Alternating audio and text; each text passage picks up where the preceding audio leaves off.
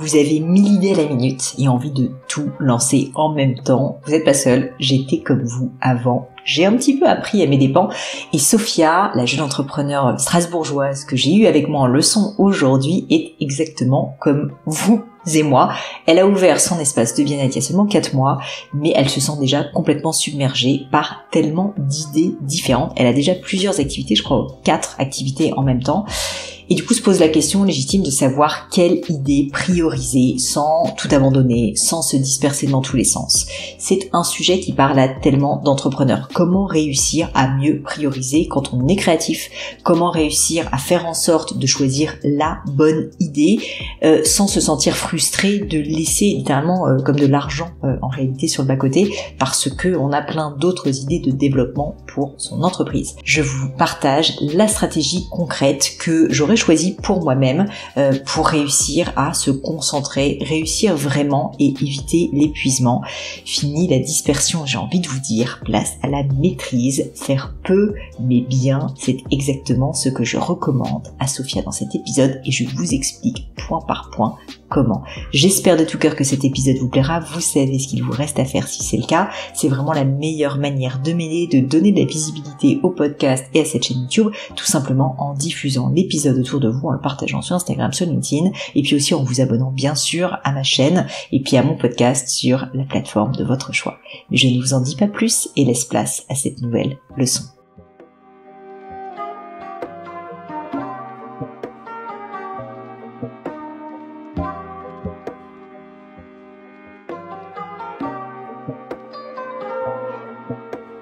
Je hais l'administratif. Oui, moi aussi. Et comme moi, à peu près tous les entrepreneurs que j'ai pu croiser dans ma vie d'ailleurs. C'est pourquoi je suis ravie de vous présenter mon sponsor, Conto. Q-O-N-T-O. Avec Conto, fini les formalités à rallonge, vous lancez votre société, il s'occupe des formalités. Statut, publication de l'annonce légale, création de votre micro-entreprise ou SAS, tout ce qu'on déteste. En 2 temps, 3 mouvements, c'est fait. Et vous, pendant ce temps, vous pouvez vous concentrer sur ce qui compte vraiment. Quand j'ai créé Gemio, Conto n'existait pas. Et après avoir galéré des heures sur une plateforme soi-disant géniale qui buguait tout le temps dans tous les sens, vous savez de quoi je parle, j'ai dû aller déposer mon dossier en physique au greffe de Paris. Quelle perte de temps! Chers amis, ne faites pas comme moi à l'époque et profitez de leur offre tout spécialement pensée pour les entrepreneurs ou indépendants. Conto vous gère gratuitement votre création d'entreprise. Seuls les frais légaux restent à votre charge. Une fois votre entreprise créée, vous avez également 3 mois de compte pro offerts avec le code Pauline2025. Hello Sophia, bienvenue sur cette leçon. Bonjour Pauline, merci de me recevoir. Écoute, je suis enchantée. Tu connais le principe. Je veux bien que tu commences par te présenter et puis me dire aussi qu'est-ce qui t'amène avec moi aujourd'hui.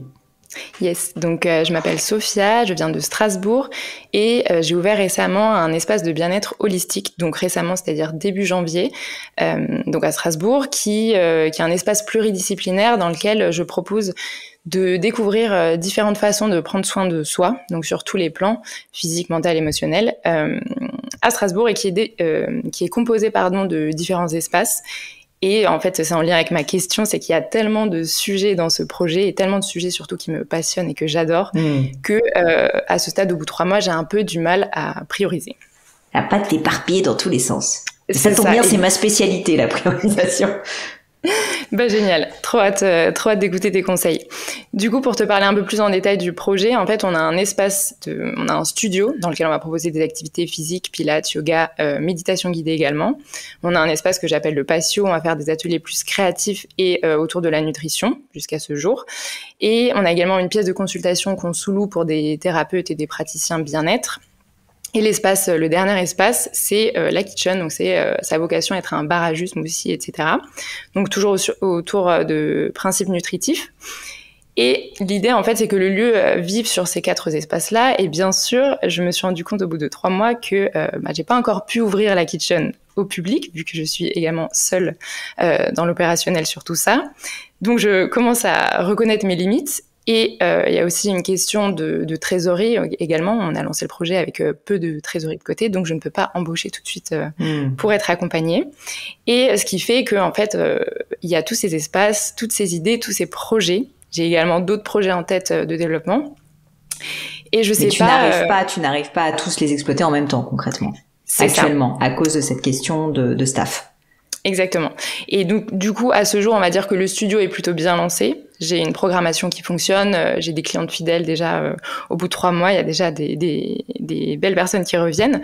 Les ateliers aussi. La consultation, pareil. En fait, là, c'est un autre public. Du coup, c'est du pro.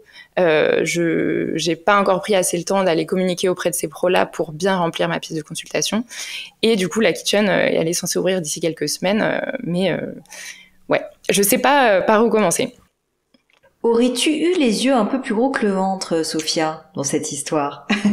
Peut-être, mais c'est pas bien grave. Tu sais pourquoi c'est pas bien grave? Parce qu'en fait, il y a une question financière, bien sûr, de trésorerie, et j'imagine que cet espace, parce qu'il est plus grand, coûte un petit peu plus cher que si tu avais eu moins d'activité, donc ça faut le prendre en compte, bien sûr, on pourra en parler, mais là où c'est pas bien grave, c'est qu'en fait, tu n'es pas obligé de tout lancer en même temps, tu peux beaucoup plus séquencer, et c'est même d'ailleurs plutôt mon conseil. Je t'explique pourquoi, parce qu'en fait, je pense qu'une erreur que font beaucoup de gens, c'est justement de vouloir faire tout en même temps, trop de choses en même temps.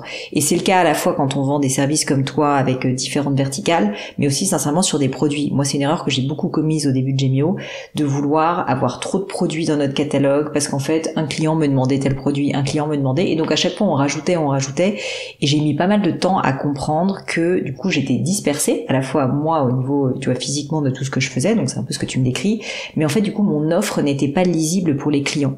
Et c'est ça en fait le point principal que je veux te faire voir, c'est que tu as intérêt à commencer un petit peu plus petit, on pourra travailler ensemble et réfléchir ensemble quel est le meilleur angle, parce qu'en fait vraiment le cœur de ce que tu dois faire au démarrage de ton entreprise, c'est avoir une offre simple, extrêmement lisible. C'est d'ailleurs souvent un sujet que j'aborde au travers de, tu vois, moi je suis assez passionnée de la marque, et notamment il y a un outil que je trouve assez formidable, c'est la plateforme de marque. Je sais pas si t'en as une. Mais en fait, ça te permet quand même globalement de savoir exactement quelle est ta mission et quel est le bénéfice que tu apportes à tes clients et quel est le descriptif de ton activité. Ça fait partie des points en fait que je fais travailler dans le cadre de la plateforme de marque. Et je te dis ça pourquoi? Parce qu'en fait, une fois de plus, il faut dire à un client, il a 2 secondes d'attention disponible. Franchement, toi, t'es dans ton business toute la journée, t'es passionné par ça se sent, mais à des kilomètres à la ronde. Mais lui, désolé, il en a rien à foutre en fait de ton business. Lui, il a un problème et en fait, il veut qu'on gère son problème. Et donc, il faut que tu sois hyper simple, hyper straight to the point, hyper en fait simplificatrice en réalité, et tu n'as pas le choix. C'est hyper frustrant, je vais être honnête, parce que quand on est passionné, quand on connaît la complexité, la beauté d'un projet, on se dit non mais il y en a marre. Mais le marketing, c'est aussi s'adresser à des clients et à un marché plus que à soi-même, et donc en fait en tant qu'entrepreneur, il faut faire des compromis. Mais la bonne nouvelle, comme je le disais au début, c'est que c'est pas forcément grave, parce qu'en fait tu pourras le séquencer, et en fait t'as intérêt dans un premier temps à devenir un peu experte ou référente d'une verticale, et on va réfléchir ensemble à laquelle si ça te va, mais après tu pourras rajouter si tu veux progressivement d'autres choses. Je te dis pas que tu dois fermer tes autres salles, mais je te dis que au moins au niveau de la communication, t'as quand même plutôt tendance à faire peu mais bien, et à te concentrer sur un truc sur lequel tu vas marteler pendant assez longtemps, pas 3 mois, pas 6 mois, probablement même pas 1 ou 2 ans, assez longtemps. Et une fois que vraiment à Strasbourg, par exemple, si c'est ton ambition d'être une référence à Strasbourg, tu seras vraiment connu pour ça, là tu pourras commencer à rajouter si tu veux d'autres choses. Mais je te conseille, enfin tu fais ce que tu veux une fois de plus, mais c'est vraiment mon conseil sincère, c'est concentre-toi sur quelque chose qui te paraît avoir le plus gros potentiel, ou que tu kiffes le plus, ou sur lequel tu penses que tu as une vraie valeur ajoutée différente, et ça tu martèles, et à la rigueur tu auras des gens qui viendront pour ça, et qui vont peut-être être contents quand ils viendront sur place de voir, en fait il y a aussi la kitchen, il y a aussi etc. Mais en tout cas en termes de communication, tu as intérêt à vraiment être laser focus, excusez-moi pour les anglicismes, sur un sujet. Qu'est-ce que ça t'évoque déjà, ce que je te raconte? Je te rejoins totalement, et la première chose sur laquelle j'aimerais rebondir, c'est que alors la chose qui me permettrait éventuellement de me différencier, de vraiment apporter quelque chose aussi de nouveau à Strasbourg, c'est justement la kitchen, je pense, et pas le studio. Même si bien sûr, je sais qu'on apporte quelque chose de différent et les clientes nous l'ont déjà dit, parce qu'on a un style très différent. En fait, on s'inspire un peu des vibes de Marrakech et Touloum, donc c'est assez, on va dire entre guillemets novateur. Pas vraiment, mais c'est pas le cliché du bien-être blanc, zen avec les bouddhas, etc. Nous, on est dans quelque chose de très solaire et très énergisant. Mais du coup, c'est vrai qu'un espace comme la kitchen avec l'offre que j'aimerais proposer, qui est d'ailleurs en soi déjà en route, mais juste pour nos clients, c'est pas ouvert au public, on va dire. C'est ça qui serait la réelle différence, quoi. Du coup, mais ça serait en fait, la différence, ça serait d'avoir le studio et la kitchen, ou ça serait d'avoir juste la kitchen?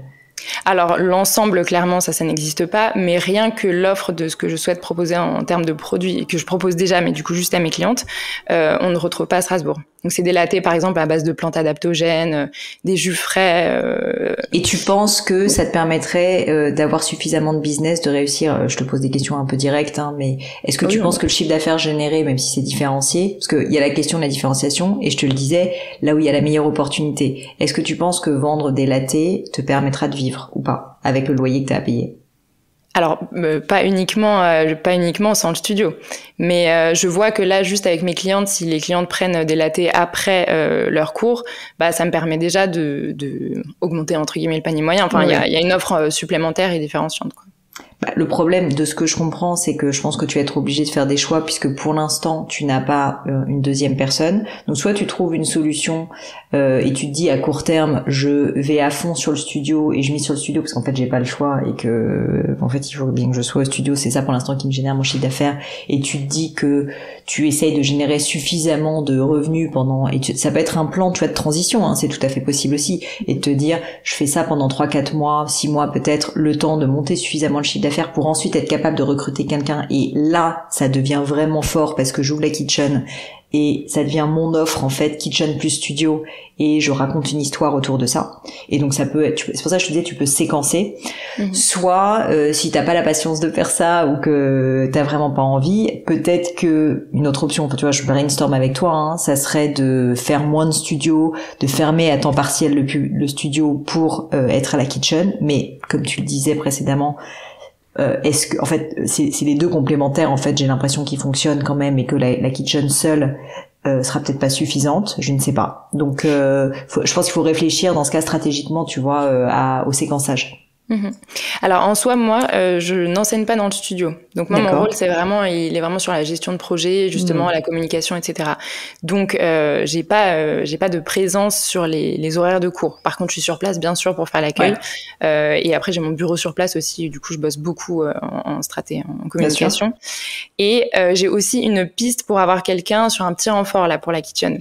Et du coup, j'ai un peu honte parce qu'en fait, la kitchen, c'est un des sujets, mais en fait, j'ai disons 5 points de questions de développement, en fait, de choses sur lesquelles j'aimerais aller. Mais là, vu tes retours, je me dis, ok. Mais en fait, justement, c'est ça le point. C'est, en fait, vraiment, moi, je t'invite à prendre du recul à l'aune de cette leçon. Et toutes tes idées sont certainement très bonnes. Et franchement, j'ai pas de doute là-dessus. T'as l'air de connaître ton métier, t'as l'air d'être passionnée, t'as l'air d'être hyper énergique et ambitieuse. Donc tout ça est génial. Maintenant, il faut que tu essayes de te poser une question hyper honnête intellectuellement, en te disant, d'un point de vue business, je te parle pas de ce qui te fait kiffer, d'un point de vue business, qu'est-ce qui a le plus de potentiel pour moi? Donc d'un point de vue financier, qu'est-ce qui peut m'apporter le plus de monde, qu'est-ce qui peut me générer le plus de marge, qu'est-ce qui peut me générer le plus de chiffre d'affaires. C'est les questions fondamentales qu'il faut que tu te poses, parce que mine de rien, si je comprends bien, tu as un loyer à payer et j'aurais pas envie que tu n'aies plus les moyens de payer ce loyer. Et d'autre part, donc ça c'est vraiment cette question fondamentale. Du coup, une fois que tu as répondu à cette question, qu'est-ce qui a le plus de potentiel business et qu'est-ce qui est pour toi le plus pertinent? Comment est-ce que je l'implémente? Mais comment je me concentre au maximum là-dessus? C'est plus ça la question, sincèrement. Et les autres idées, tu les gardes tu les gardes précieusement, t'en auras bien d'autres qui vont arriver. Et une bonne chose avec les idées, c'est que en fait, quand on les garde précieusement, il y en a naturellement qui disparaissent parce qu'en fait, elles sont plus dans l'air du temps, parce que finalement, elles étaient peut-être pas si bien que ça, parce que vu que le timing n'est plus le bon, etc. Et il y en aura toujours d'autres. Je pense que comme t'es quelqu'un de créatif, t'en auras toujours d'autres. Mais c'est vraiment l'erreur, c'est de vouloir tous les lancer en même temps, parce qu'en fait, malheureusement, c'est bête à dire, mais tu vas saupoudrer ton énergie à peu près partout. Tes finances aussi, ton staff aussi, ton discours ne sera pas clair. Et donc vraiment, je t'invite, parce que j'ai fait cette erreur, moi aussi je suis quelqu'un d'assez créatif, à vraiment essayer de te forcer à te concentrer sur une grosse idée. Moi, c'est un conseil qu'on m'a donné une fois. J'ai malheureusement pas pu faire de podcast avec cette personne, mais un entrepreneur que j'admire beaucoup. Je lui ai demandé c'est quoi le meilleur conseil que vous ayez reçu dans votre vie. Et il m'avait dit, faire peu, mais bien et grand. Et c'est vraiment ce que je t'invite à faire. Et la nuance de ce propos, c'est pas toute la vie. C'est peu mais grand à un moment. Et ensuite, une fois que tu maîtrises, tu passes à l'étape d'après, tu vois. Et ça veut pas dire que du coup, tu seras toujours sur la même idée. Mais par contre, faire tout en même temps, va faire que tu vas rester petit. C'est sûr. Ouais, bah tu touches plein de points et je pense mon impatience aussi. Mais c'est normal, normal. Ne t'en veux pas, ne te sens pas coupable. On est toutes pareilles.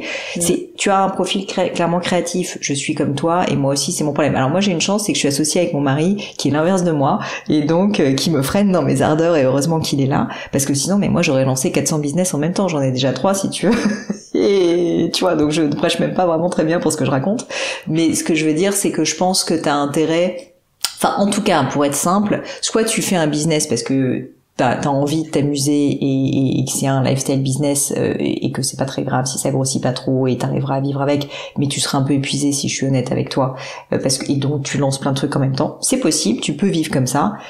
Si tu veux avoir plus de liberté parce que tu arrives à créer quelque chose qui devient un peu plus autonome de toi, qui grandit et au fur et à mesure tu vas pouvoir justement créer des piliers solides de business qui vont faire que tu pourras te consacrer au fur et à mesure à d'autres choses, là il vaut mieux faire étape par étape, jalon par jalon, et donc c'est un business à la fois. Et quand je dis un business, c'est une idée de business à la fois. Et je te dis, moi par exemple, je prends mon exemple de j'ai créé Gemio, mais j'ai créé ensuite un podcast et Demian, je l'ai quand même pas mal séquencé. Il faut pas oublier que j'ai créé mon podcast 7 ans après avoir créé Gemio. J'ai créé Demian 3 ans après avoir créé le podcast. Il avait déjà 300 000 écoutes par mois, si tu veux, et il générait déjà du chiffre d'affaires. Donc en fait, je le fais pas tout en même temps. Dans ce que tu me racontes, de ce que j'entends de l'extérieur, tu as lancé une entreprise il y a quelques mois à peine, il y a littéralement 4 mois. C'est très très tôt si tu veux dans ta vie d'entrepreneur, surtout si tu veux, et ça c'est une question peut-être plus personnelle, mais si tu veux que ça dure longtemps, si tu veux pas t'épuiser, t'as l'impatience, je le comprends, mais en réalité, il vaut mieux que tu sois créative dans un prisme que tu as défini, dans un cadre que tu as défini qui est le cœur business, qui va être ton cœur de métier pendant, sincèrement je pense, la prochaine ou les 2 prochaines années. Et une fois que t'as fait ça, là tu dois être créative, mais dans ce cadre-là, tu vois. Je te dis pas de pas être créative, je te dis d'être créative dans un cadre que tu as défini. Parce que en fait, je vais te dire un truc qui est peut-être un peu dur, mais être créatif c'est pas si difficile quand on n'a pas de limite, quand on peut être créatif surtout. C'est plus intéressant et ton métier va devenir plus intéressant quand tu vas devoir être créatif dans un cadre qui est défini, qui est le cadre de ton business. Et donc c'est ce que je t'invite à faire, parce que sinon, ma crainte c'est que tu exploses en vol en fait, que tu exploses en vol parce qu'en fait quand tu auras 50 trucs à gérer en même temps, tu sais, les choses ne vont pas s'améliorer. On pense souvent que plus la boîte elle grandit, plus c'est simple. C'est tout l'inverse en fait. Là pour l'instant t'as pas grand monde à gérer, mais plus tu vas avoir du staff, plus tu vas avoir de business, plus ça va être difficile. Donc il vaut mieux suivre le conseil de mon ami entrepreneur qui m'a dit faire peu mais très très bien, parce que c'est déjà pas si facile. Oui. Ouais, non, c'est totalement vrai. Et même là, au bout de 4 mois, je reconnais mes limites aussi personnelles. Et je sais que ma force, comme tu le disais, elle est aussi dans la créativité, dans les idées, dans la communication. Et à force d'ajouter trop de sujets, je me rends bien compte que du coup, j'ai moins de temps pour ça et je réfléchis plus de la même manière. Donc forcément, là, je me suis dit, il va falloir que je priorise effectivement. Mais si tu vois, tu réfléchis dans le développement, plutôt que de réfléchir au développement en ajoutant des verticales de business, vraiment, je t'invite à réfléchir à quel est le business auquel je crois le plus, d'un point de vue vraiment à la fois financier, opportunité, et puis quand même ce qui te plaît le plus. Hein. Et une fois que tu l'as défini, là-dedans être créative et mettre vraiment tes idées et tes idées de développement au service de ce projet-là. Et donc dire les réseaux sociaux, comment je les développe, comment est-ce que je génère plus de chiffre d'affaires dans ce business, je sais pas, en créant des offres complémentaires dans ce business-là. Comment est-ce que j'arrive à créer plus de fidélité avec mes clients. Enfin, tu vois, il y a des milliers de trucs à explorer, et surtout si ça fait entre guillemets que 4 mois que ton entreprise existe, t'en es encore au tout début et c'est normal. Donc je passerai plus de temps, tu vois, là-dessus, plutôt que de entre guillemets réinventer un nouveau business à chaque fois. Oui, tout à fait. Et justement, d'autres questions que j'avais, les idées que je te montrais avant sur le papier, en fait, c'est plus par rapport du coup au ciblage, en me disant sur les sujets que je t'ai déjà évoqués, donc ne pas rajouter d'autres sujets, mais est-ce que je vais voir les entreprises, parce que tu parlais avant de sécurité et de chiffre d'affaires, et je sais que travailler avec des entreprises pour leur proposer justement des formules clés en main pour leur stratégie RSE, pour leurs employés, autour du bien-être. Du coup, ça pourrait être aussi une forme de sécurité pour nous, puisqu'on pourrait avoir des offres qui valent plus en one shot, quoi. Et en même temps, ça peut te prendre beaucoup de temps. Donc en fait, la question, elle est simple, ta réponse doit être de l'intuition, mais c'est pas grave, parce qu'en fait, au fond, tu le sais, je pense. Tu peux te tromper, mais je pense que tu le sais. Selon toi, qu'est-ce qui a le plus de potentiel? Qu'est-ce qui peut générer le plus de chiffre d'affaires simple, stable? Je t'invite vraiment à essayer d'avoir une offre qui est ton offre phare. Elle peut être B2B ou elle peut être B2C. Tu pourras avoir un peu des deux en parallèle, mais celle sur laquelle vraiment tu vas passer du temps, il faut que tu y réfléchisses et c'est sur celle-là que tu vas appuyer. Donc peut-être que c'est du B2B en effet, et que ton studio et même la kitchen c'est plus du B2B, mais il faut que tu réfléchisses et que tu essayes de prendre de la hauteur dessus. Tu vas me dire j'en sais rien. En fait c'est bienvenue dans le monde de l'entrepreneuriat où en fait on prend des décisions avec une information extrêmement limitée, c'est comme ça, et c'est pour ça que l'intuition ça sert. Et la bonne nouvelle c'est que et c'est ce qu'on appelle l'expérience, plus le temps va passer, plus tes intuitions vont être justes, parce qu'en fait, t'auras plein de petits signaux qui vont t'éveiller des trucs et tu vas dire, ah non, mais en fait, ça, je l'ai déjà fait en 2012, et du coup, en fait, ça s'est pas passé de la bonne manière, etc. Donc bref, tout ça pour te dire que, selon toi, quel est là où il y a le plus de potentiel en termes vraiment de business, de chiffre d'affaires et de marge entre le B2B, le B2C, sachant que le B2B souvent fait rêver, parce qu'on se dit, il y a des gros paniers moyens, etc. Faut quand même pas négliger que c'est aussi difficile, parce que comme c'est des gros paniers moyens, les gens mettent beaucoup plus de temps à réfléchir, il y a des processus de validation à rallonge, enfin tu vois, c'est pas non plus comme ça, hein. Non, c'est sûr. Alors, je vais te répondre même, bon, c'est pas dans le bon sens, mais c'est vrai que si je parle avec mes tripes, ce qui me plairait le plus, c'est vrai que ce serait pas le B2B, déjà. Donc forcément, je pense que je pourrais y mettre moins de motivation. Ça m'intéresserait d'y aller de temps en temps, mais c'est vrai que en échangeant, je me dis pourquoi essayer d'aller quelque part de temps en temps alors que j'ai pas encore justement de la stabilité sur le noyau principal en fait de mon activité, quoi. Je te fais un parallèle avec mes formations d'Emian. On a entre 15 et 20 000 clients, et en fait je me rappelle très bien qu'au début je me suis posé la question, je me suis dit est-ce que je fais plutôt du B2B, du B2C. Moi j'avais l'instinct de faire du B2C parce qu'en fait à la base d'Emian j'ai créé ça parce que j'ai des entrepreneurs comme toi qui se sentent un peu seuls, qui ont pas le temps de faire des formations ni les moyens de faire des formations à rallonge et qui ont juste envie d'aller à l'efficacité business, d'avoir quelqu'un qui leur fait un retour d'expérience. Et donc c'était vraiment ça, si tu veux, l'insight. Et il se trouve que j'ai eu plein de personnes B2B, tu vois, des RH qui me contactaient, L'Oréal veut une formation sur machin, qu'à 500 personnes d'un coup, en plus c'est un petit peu aguicheur, tu vois. Et même moi qui suis plutôt droit dans mes bottes, j'ai à un moment donné, je me suis posé des questions, et j'ai même à un moment donné embauché un freelance pour m'aider à cultiver le B2B. Et assez rapidement, je me suis rendu compte, en fait, c'est pas mon cœur de business. Donc oui, si j'ai des gens qui viennent à moi et qui me demandent, et que c'est hyper simple et facile à gérer parce que ils veulent absolument mes formations, etc., on le fait et j'ai une offre spéciale pour eux. Mais je ne vais pas faire la démarche proactive d'aller rechercher du B2B. C'est un travail énorme qui n'est pas mon cœur de métier, ce n'est pas ma spécialisation. Moi, j'aide des entrepreneurs à se développer. Et les entreprises, si elles veulent, elles viennent chez moi, mais c'est pas mon offre principale. Et jusqu'à maintenant, c'est ce que je fais. Et je peux te dire que Dieu merci, parce que j'avais mis le doigt dans un engrenage, mais j'ai vécu quelques mois un peu difficiles à cause de ça. Donc, si tu sens, je te fais ce parallèle juste pour te dire que si tu sens, dans ton cas, que t'as plutôt une appétence naturelle déjà pour ça, et que tes premiers clients sont quand même plus des clients B2C, j'ai envie de te dire, ne te ferme pas, bien sûr, on ne va pas refuser une vente, donc si t'as quelqu'un de B2B qui vient, tu la prends, mais c'est très différent d'être dans la réaction et d'être proactif pour aller chercher du client B2B. Oui, ok. Non, mais c'est très clair. En plus, j'ai eu justement une demande récemment et c'est pour ça que ça a replanté une petite graine, mais t'as totalement raison. Tu réponds aux demandes et tu fais ton petit chiffre d'affaires dessus, mais tu restes tranquillement sur ton cœur de métier. Ouais, c'est ça. Et alors du coup, sur un autre ciblage, c'était la question du digital aussi, parce qu'on parlait donc pareil de CA et de sécurité. Et comme tu l'as évoqué plusieurs fois, effectivement, j'ai un loyer on est au centre-ville, donc qui est assez onéreux, et d'autres charges fixes, voilà, assez coûteuses. Et le digital, c'est un peu l'outil entre guillemets facile pour augmenter les ventes sans forcément que ce soit corrélé à du temps de travail une fois que la chose est réalisée.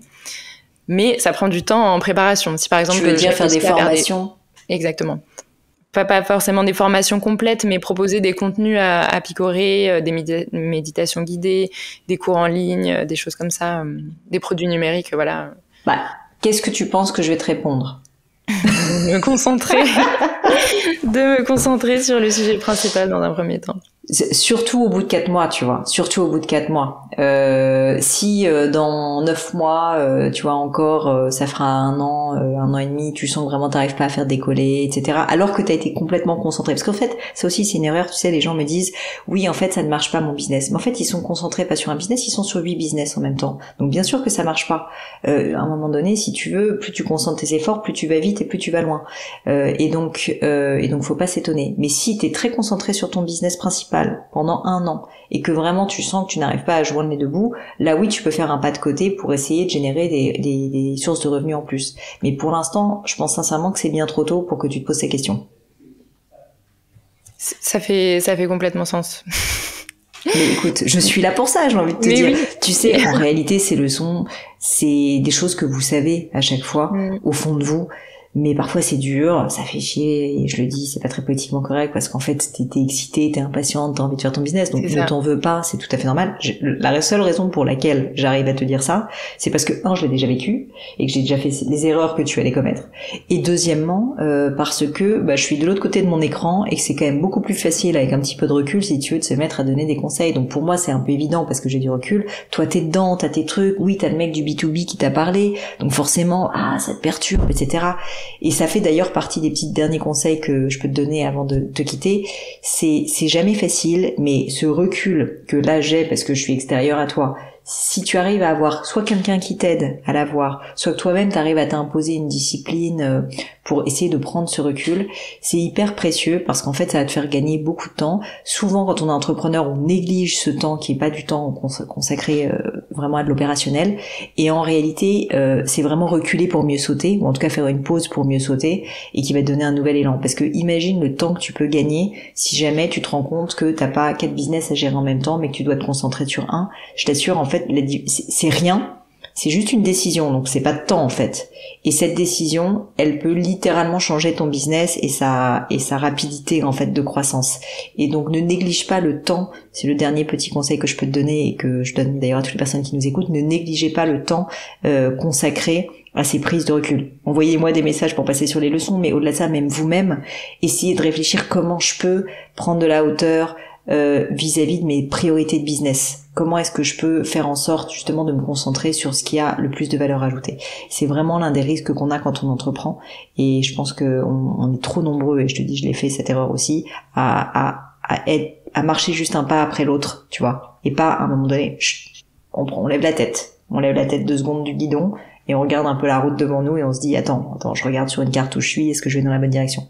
Et donc voilà, le dernier petit message que je voulais te faire passer. Merci beaucoup. Non, mais c'est complètement ça.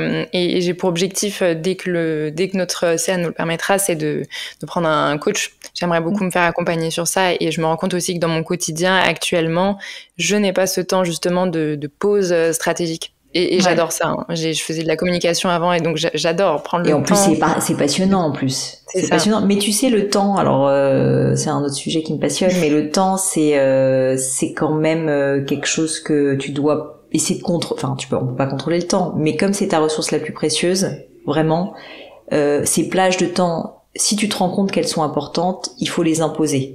Et même si ta boîte, elle a que 3 mois et que t'as pas d'employés, c'est pas grave, en fait. Il faut essayer de trouver ce temps, même 1 heure par semaine, tu sais, c'est pas si long que ça. En fait, les gens souvent disent, la stratégie, mais non, la stratégie, ça peut être, moi, je fais des sessions de stratégie avec mon mari au spa le week-end, si tu veux, et c'est que 2 heures, et c'est très bien, et en plus, du coup, on kiffe parce qu'on se fait un spa. Et ça fonctionne. Et donc, en fait, tu peux trouver ce temps-là. S'il est important pour toi, je t'invite vraiment à le mettre en place et le bloquer dans ton agenda pour terminer. Mais tout ça pour te dire que, tu sais, je réfléchis depuis un moment moi personnellement, je ne pourrais pas faire du coaching individuel parce que aujourd'hui j'ai la chance d'avoir trop de personnes qui me suivent et qui me demandent. Mais je serais curieuse de savoir si toi et d'autres personnes d'ailleurs qui nous écoutaient, si j'arrive à mettre en place un système avec peut-être des coachs que je guide et que je dirige, que j'essaierai de rendre aussi évidemment le plus accessible possible, mais faire en sorte de proposer un programme comme ça qui soit lié à Demian. Ça m'intéresserait de savoir si toi tu pourrais être intéressé. C'est pas prévu à court terme, mais je me suis toujours dit quand même que ça manquait un petit peu à mon accompagnement, parce qu'aujourd'hui moi c'est très orienté sur l'efficacité des concepts et des enseignements si tu veux, mais j'ai pas la partie coaching derrière qui quand même aide. Y a pas de secret.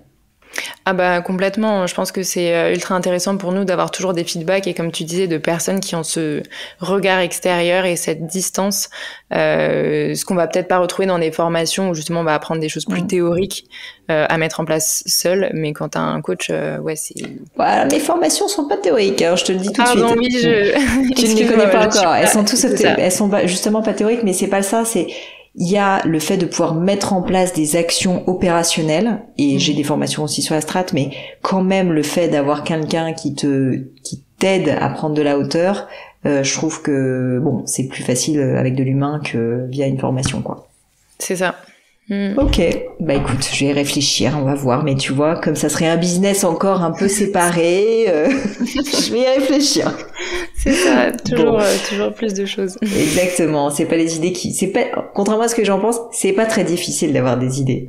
En fait, ce qui est difficile, c'est d'avoir ce que mon père appelait de la suite dans les idées, c'est-à-dire rester focalisé sur une idée et la faire bien, comme je disais précédemment. Sophia, pour terminer, redis-moi où est-ce qu'on peut trouver quand même cet espace qui a l'air quand même assez ouf et qui me donne envie personnellement de venir visiter tout ça si un jour je passe à Strasbourg. Oui, alors je pense que j'ai même pas cité le nom. Il s'appelle Club Soleil et c'est justement aussi un élément de l'identité qui est très important. Donc sur Instagram, on est très actifs, c'est notre canal principal, donc Club Soleil-du-bas. Trop bien. Et avec plaisir pour t'accueillir si tu veux tester. Écoute, si je passe à Strasbourg, je te ferai signe. Merci beaucoup pour ton temps. Merci à toi.